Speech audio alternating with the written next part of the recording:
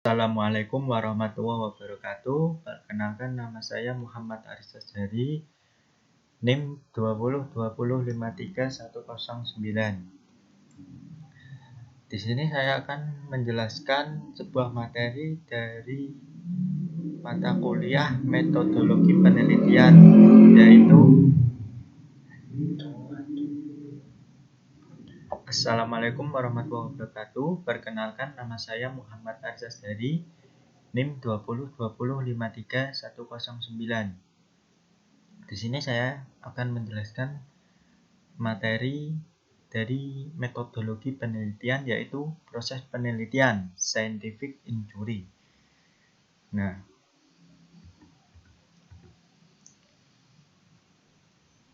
alasan perlunya mempelajari scientific inquiry. 1.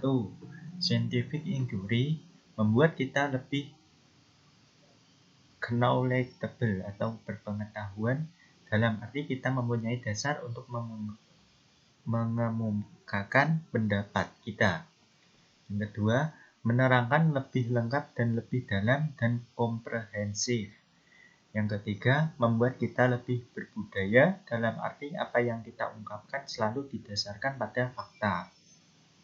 Yang keempat, memunculkan pengetahuan dan ide yang baru. Selanjutnya yaitu karakteristik dasar dari scientific inquiry.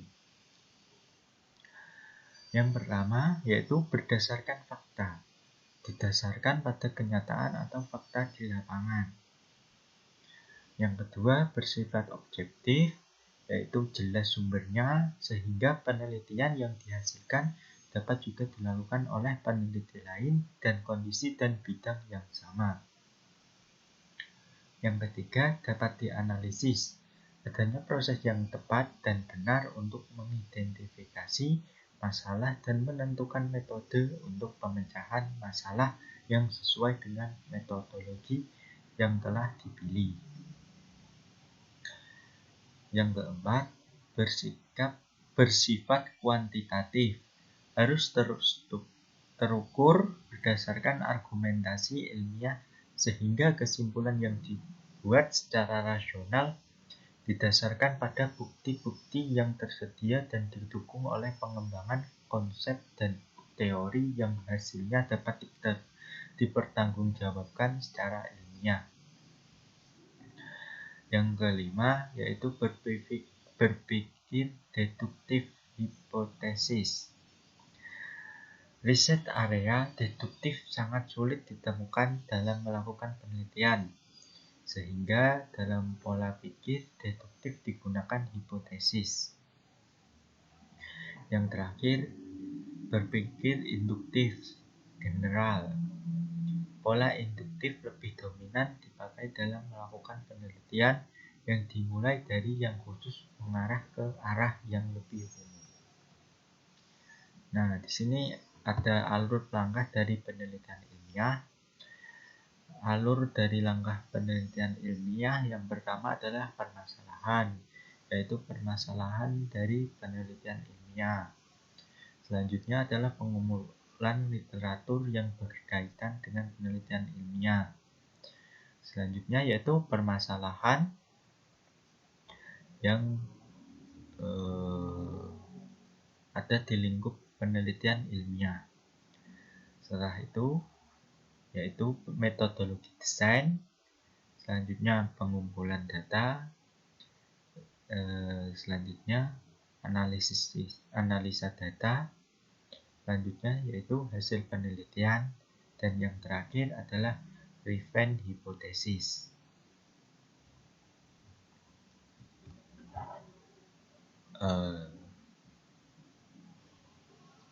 Di sini akan menjelaskan dari penetapan permasalahan.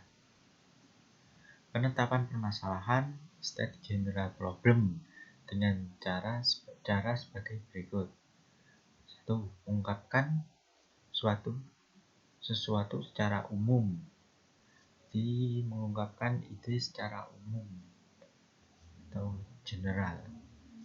Berisikan pernyataan yang bersifat umum terhadap permasalahan yang akan diamati. Selanjutnya adalah pada perumusan permasalahan harus ada statement yang dihancurkan sebagai general problemnya. Jadi pada perumusan masalah nantinya akan diselesaikan atau dicari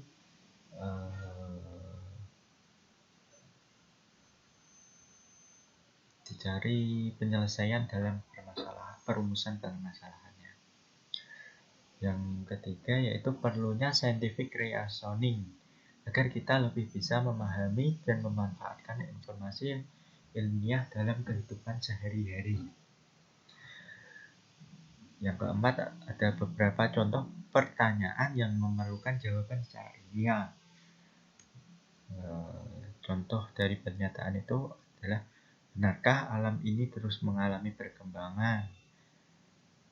Yang kedua, apakah krisis energi benar-benar terjadi? Yang ketiga, apakah merokok menyebabkan penyakit kanker paru-paru? Yang terakhir adalah penelitian sebagai jawaban harus didukung fakta-fakta dan teori serta data-data yang akurat yang dapat dipercaya kebenarannya. Jadi setiap penelitian harus ada fakta-fakta, teori, dan data-data yang akurat atau yang benar. Selanjutnya adalah pencarian literatur, conduct literatur research. Disebut juga kajian pustaka, yaitu mempelajari buku-buku referensi dan hasil penelitian sejenisnya sebelumnya yang pernah dilakukan orang lain. Jadi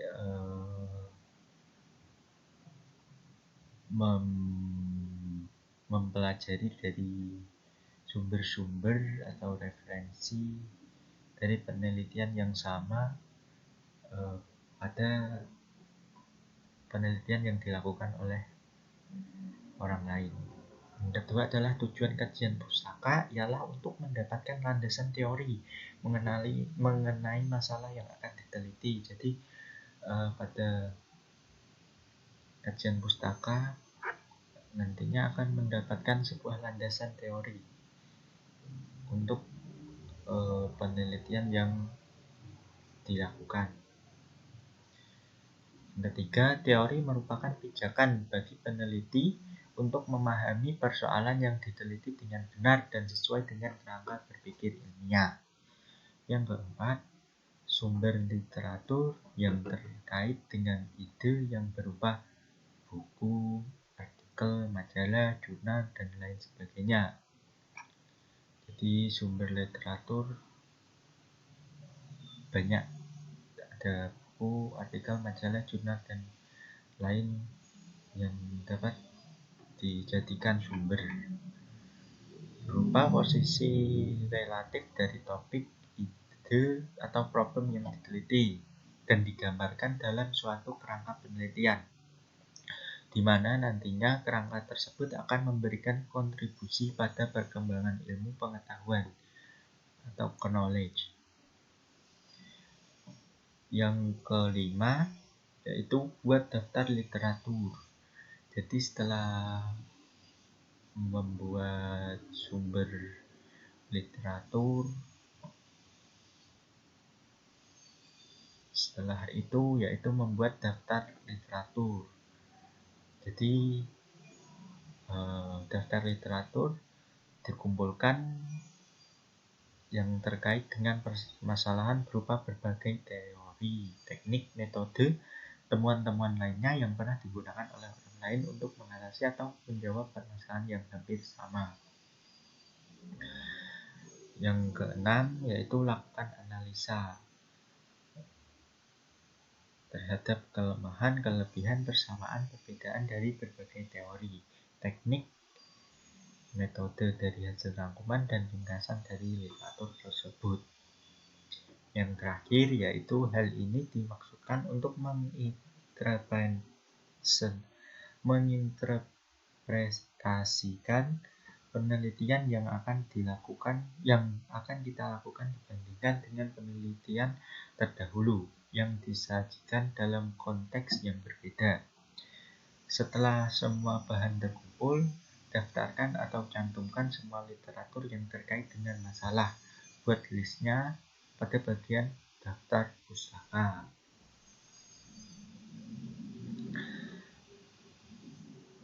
Yang ketiga yaitu membahas perumusan masalah. Law state specific problem. Uraikan permasalahan yang dimulai dari permasalahan yang bersifat umum ke masalah yang lebih khusus atau spesifik. Misalnya, faktor-faktor apa saja yang membuat SI dapat meningkatkan kinerja perusahaan. Faktor-faktor apa saja yang mempengaruhi kecepatan layanan administrasi kependudukan. Hal-hal apa sajakah yang berkaitan erat dengan pendorong lajunya penjualan suatu produk dan seterusnya. Jadi dari permasalahan umum menjadi ke permasalahan yang lebih khusus atau spesifik dalam penelitiannya.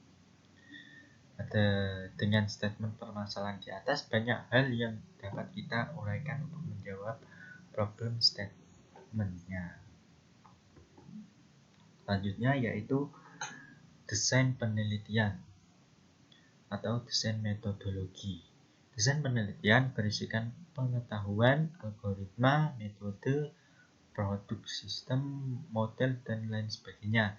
Secara garis besar ada dua macam tipe desain, yaitu desain ex post facto dan desain eksperimental. Faktor-faktor yang membedakan kedua desain ini adalah pada desain ex post facto tidak terjadi manipulasi variabel berdasar variabel bebas. Sedang pada desain yang eksperimental terdapat manipulasi variabel bebas. Yang ketiga yaitu tujuan utama. Penggunaan desain yang ex post facto ialah bersifat eksplorasi dan deskriptif. Sedang desain eksperimental bersifat eksplanatori, sebab akibat. Yang keempat, langkah-langkah eksperimental yang harus dilakukan yang merupakan bagian dari metodologi yang nantinya akan dapat membedakan antara metodologi yang satu dengan metodologi lainnya, yaitu setting eksperimen dan cari instrumen apa yang akan digunakan untuk membantu memecahkan permasalahan tersebut. Tentukan objek dan variabel yang akan diukur dengan jelas dan tepat. Buat daftar list langkah-langkah apa saja yang akan dilakukan untuk menjawab masalah yang telah ditetapkan sebelumnya.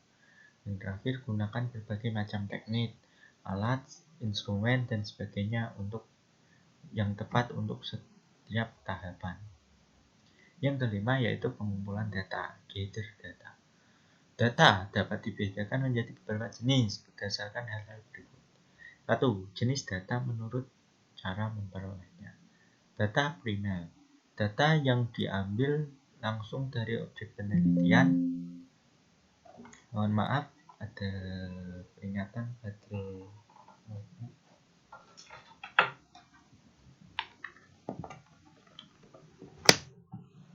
Baik, kita ulang. Pada pengumpulan data atau gather data. Data dapat dibedakan menjadi beberapa jenis berdasarkan hal-hal berikut. 1. Jenis data menurut cara memperolehnya. Data primer, data yang diambil langsung dari objek penelitian atau merupakan data yang berasal dari sumber asli atau pertama. Pencarian data primer dilakukan dengan cara wawancara dengan menggunakan instrumen penelitian yang disebut dengan kuesioner. Yang kedua, ada data sekunder, data yang berasal dari sumber-sumber yang telah dikumpulkan oleh pihak lain, misalnya dari perpustakaan, perusahaan-perusahaan, organisasi-organisasi perdagangan, biro pusat statistik, dan kantor-kantor pemerintahan, seperti data dari Badan Pusat Statistik (BPS), data hasil riset, data dari perusahaan, dan lain sebagainya. 2. Jenis data berdasarkan sumber data. Yang pertama, data internal. Data yang menggambarkan situasi dan kondisi pada suatu organisasi secara internal. Jadi, yaitu data yang berisikan pada pembahasan situasi, kondisi pada organisasi yang ada di dalam organisasi. Sedangkan data eksternal yaitu data yang menggambarkan situasi serta kondisi yang ada di luar organisasi. Yang ketiga, klasifikasi data berdasarkan jenis data. Data komunitatif, data yang dipaparkan dalam bentuk angka-angka. Data kuantitatif, data yang disajikan dalam bentuk kata-kata yang mengandung makna. Yang keempat, pembagian jenis data berdasarkan sifat data. Ada data diskrit, data yang nilainya adalah bilangan asli. Ada data kontinu, data yang nilainya ada pada suatu interval tertentu dan berada pada nilai yang satu ke nilai yang lainnya. Biasanya ada kata-kata sekitar, kurang lebih, kira-kira, dan seterusnya. 5. Jenis data menurut waktu pengumpulannya. Data cross-section, data yang menunjukkan pada titik waktu tertentu, misalnya jumlah mahasiswa UMK pada tahun 2019, jumlah lulusan pada bulan April tahun 2018, dan seterusnya. Jadi berdasarkan pada waktu tertentu untuk pengambilan atau pencatatan perekaman datanya. Selanjutnya ada data time series berkala, data yang menggambarkan sesuatu dari waktu ke waktu atau periode secara historis. Contoh data time series adalah data perkembangan nilai tukar rupiah terhadap dolar Amerika dari tahun 2015 sampai tahun 2020. Jadi datanya dari waktu ke waktu. Selanjutnya adalah analisa data, analis data. Pengolahan data atau analis data merupakan proses pra-analisa yang mempunyai tahapan-tahapan sebagai berikut. 1. Editing data. 2. Pengembangan variabel. 3. Pengkodean data.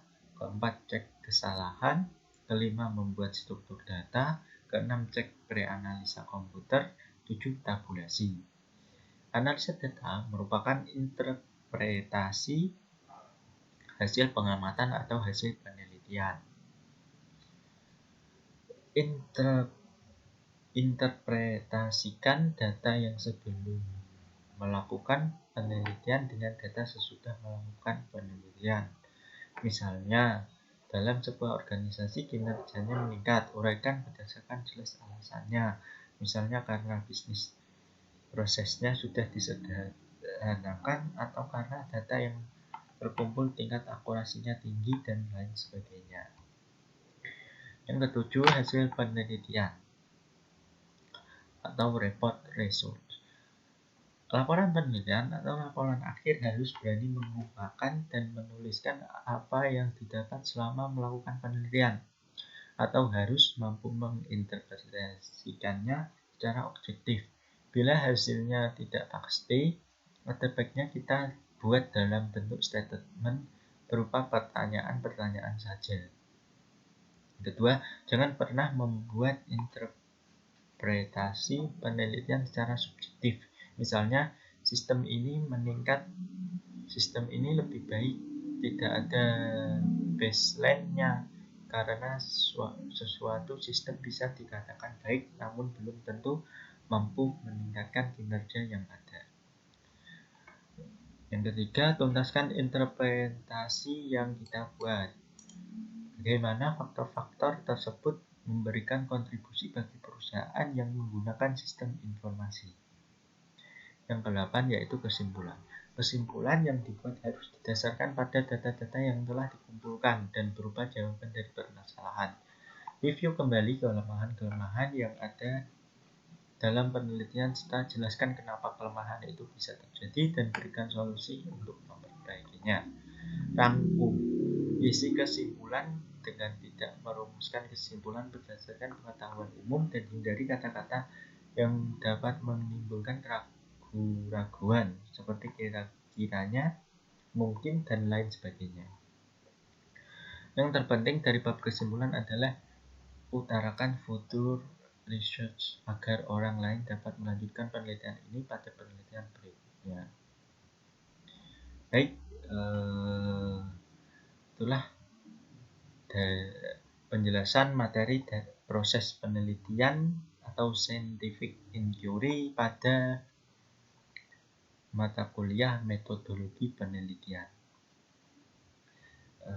Baik, sekiranya ada kekurangan atau kesalahan, saya mohon maaf. Terima kasih. Assalamualaikum warahmatullahi wabarakatuh.